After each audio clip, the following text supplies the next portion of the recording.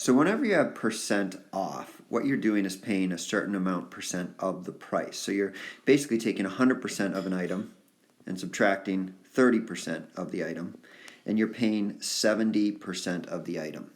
And the same thing goes for the coupon that he had. It was 100% of whatever it was after the discount, minus 20% gives you 80% of the item. Now these numbers are important and we're going to use them right now.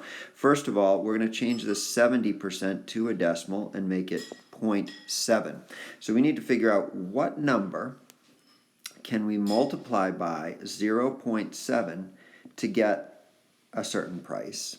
And then we're going to do the same thing. We're going to take this right here, this price, and what number times 0.8, which is this right here as a decimal, can get us 252. So there's a lot going on in this problem. So the way to do this is to work completely backwards. So you start by doing 252 divided by 0.8. Once again, we had a problem like this on one of our check-ins.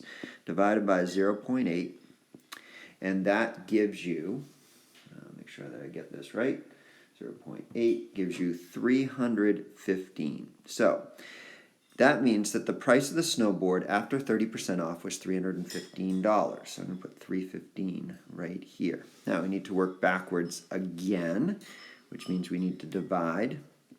So we're going to do 315 divided by 0.7.